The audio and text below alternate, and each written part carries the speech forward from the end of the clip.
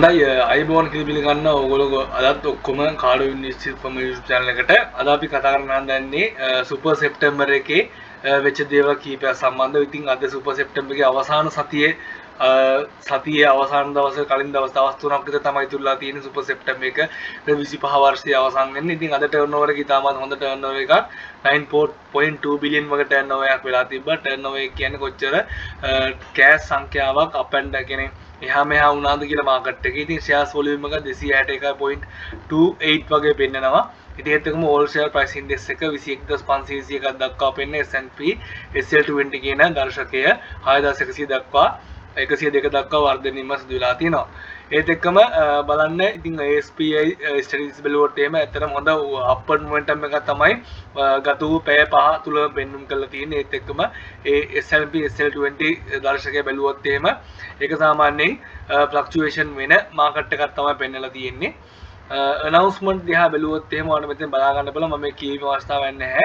Sierra Cables එකේ annual general meeting approve වෙලා තියෙනවා. ඒක සාමාන්‍ය annual general අද පැවැත්වලා තියෙනවා.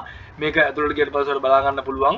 ඒ නිසා ඔයාලත් අනිවාර්යයෙන්ම හැමදාම පුරුද්දක් වශයෙන් තමන්ගේ හැබිට් එකක් කරගන්න ආයෝජකෙක් වශයෙන් ඉන්නකොට මේ කොටස් වලින් බලලා තියෙන announcement එක හැමදාම daily බලනවා කියන එක තමන්ගේ පුරුද්ද උදේ නැගිටලා මුණ හොදනවා වගේ පුරුද්දක් වගේ කරගත්තොත් එහෙම මේක අනිවාර්යෙන් ඔයාලට ලේසි මේ ආයෝජනය කරගන්න. ඉතින් ඉතින් Sierra Cable එකේ විදිය තියෙනවා Super September කියන concept එක.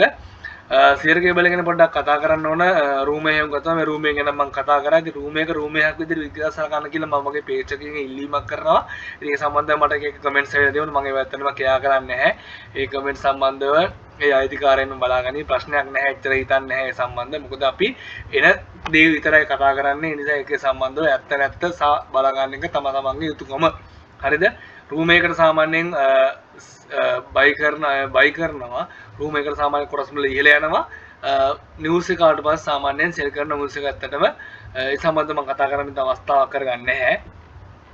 නමුත් අවසාන වශයෙන් කියන්න ඕන සුපර් සෙප්ටැම්බර් එක ඉතාමත් හොඳ විදිහට ගත කරන ඒත් එක්කම තවත් පොසිටිව් නිවුස් පමණයි කොටස් වල තියෙන්නේ.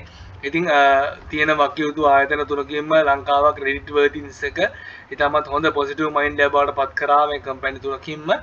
ඉතින් ඒකත් එක්ක හොඳ පොසිටිව් මොමන්ටම් එකක් තමයි මාකට් එකට තියෙන්නේ. ඒ නිසා වැඩි කතා කරන්න දෙන්නේ හොඳ මෙතන මම Excel sheet එකක් හදාගෙන බලන්න මේ Excel sheet එක අනුව හැම සතියකම හැම දින එකම වගේ මම පොඩක් කරන් ආවා. ඉතින් විතර අවසාන සතියේ දැන් මේ සතියේ 25 9 26න් අවසාන සතියේ මෙතන මම තාම එන්ටර් කරලා නැහැ. මොකද තාම හෙට දින තමයි 26 වෙනි දිනේ වෙන්නේ. එන්න හෙට එන්ටර් කරලා පස්සේ තමයි මේ සතියේ මම අප්ඩේට් කරන් යනවා. ඉතින් අනුව හොඳ ටර්න් අවස්ථාවේ පහුගිය සතිය අවසානයේ දිග පුරාම තිබිලා තියෙන බලන්න මෙතන මොකට highlight කරලා පෙන්නන්නම්. පෙන්නුවට පස්සේ ඔයාලට පේනවා සාමාන්‍යයෙන් average මේ සතියේ දිග පස්වෙනි මාසයේ 25 පස්වෙනි මාසයේ 23 වෙනි දින ඉඳන්ම දිගටම හොඳ average එකක් තමයි තියෙන බිලියන සාමාන්‍ය බිලියන 17 38 30 16 19 25 34 37 49 27 32 15 31 45 31 39 30 වගේ බිලියන් සංඛ්‍යාවෙන් ටර්න්ಓවර්ස් වෙලා තියෙනවා. ඉතින් මේ ටර්න්ಓවර්ස් වලට කන්ට්‍රිබියුට් දෙක දක්වපු ඒ කාලවලට දක්වපු සමාගම් විවිධාකාරයි. ඉතින් ඒ නිසා ඒ විවිධාකාර සමාගම් වල හරියට ආයෝජනය කරන එක හරියට ඇනලයිස් කරලා හරියට ආයෝජනය කරන එක තම තමන්ගේ ඩෙප්ත් එකෙන්ම ඉන් ඩෙප්ත් එකෙන් බොටම් එකෙන්ම මේ කරන එකම තම තමන්ගේ වාක්‍යයෙන් මොකද හැමදාම කතා කරනවා වගේ තමන් අමාරුවෙන් හම්බ කරපු සල්ලි තමයි මෙතන තියෙන්නේ. ඒ නිසා පැහැදිලි ප්‍රත්‍යක්ෂයි අනිවාර්යයෙන්ම මේක හොඳටම බැහැලම කරන්න බැහැලම කරොත් තමයි මාකට් එකේ ඉන්න පුළුවන්. සාමාන්‍යයෙන් ඉන්ටෙලිජන්ට් ඉන්වෙස්ටර් පොතේ කියන විදිහට ඉන්වෙස්ටර් ටයිප්ස් කීපයක් ඉන්නවා. කට්ටියක් ඉන්නවා එන්ටර්ප්‍රයිස් කරනවා. ඒ කියන්නේ මේක ඇතර විදිනවා මේක ආයෝජනය කරන එකෙන් මම try කරන්නේ ඒ එන්ටර්ප්‍රයිස් ඉන්වෙස්ටර් කෙනෙක් වෙන ඉතින් හැමදේම කරන වෙනුවෙන් ඒ වෙනුවෙන් තමයි කරන්නේ. ඒක සමාන කට්ටිය පැසිව් ඉන්වෙස්ටර්ස්ලා ගේ කට්ටියට වෙනම පාත් එකක් තියෙනවා. තමන්ගේ එක්ස්ට්‍රා කෑෂ් මොනවා හරි තියෙනවා නම් සාමාන්‍යයෙන් growth company එක දාලා සාමාන්‍යයෙන් පාඩුවේ බලන් ඉන්න පුළුවන්. ඒ සම්බන්ධව අයිඩියා එකක් ගන්නකම් කටස් වෙන්න පුළුවන් සම්බන්ධව හොඳ අයිඩියා එකක් ඇවිල්ලා හොඳ වැඩ කරන් යන්න පුළුවන්. මේ වගේ chart එකක් අනිවාර්යයෙන්ම ඔයා මේන්ටේන් කරන්න. ඒක ඔයාගේ homework එක දිහා ගන්න.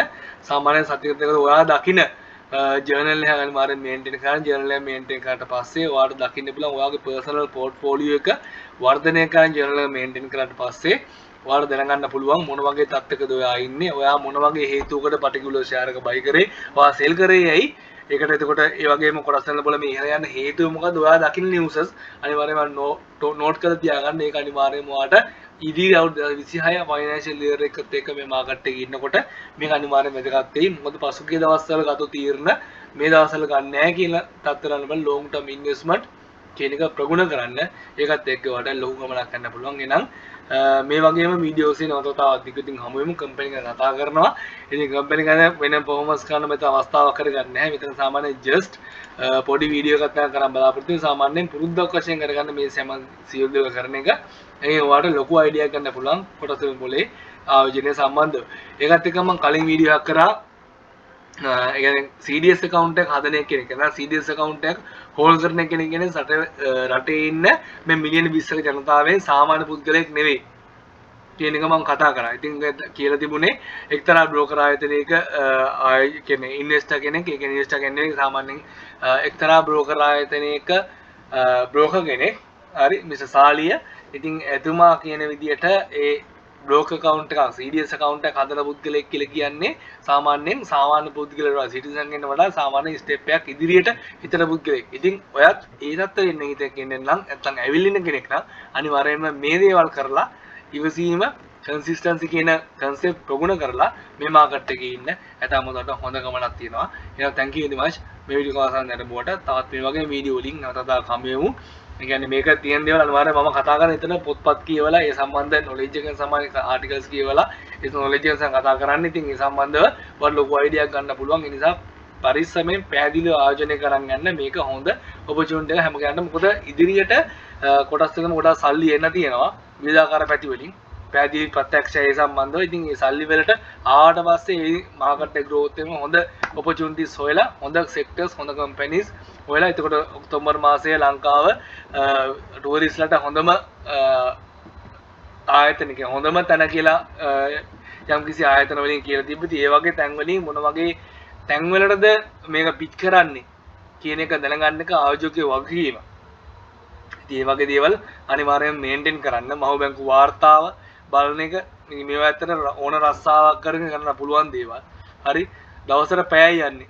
පැහැදිලි ප්‍රත්‍යක්ෂය මම යූස් කරන්නේ දවසට පැයකමාරක් විතරයි මේ සම්බන්ධව. දවසට පැයකමාරක් වගේ මේ දේ කරන්න පුළුවන්. Thank you very much.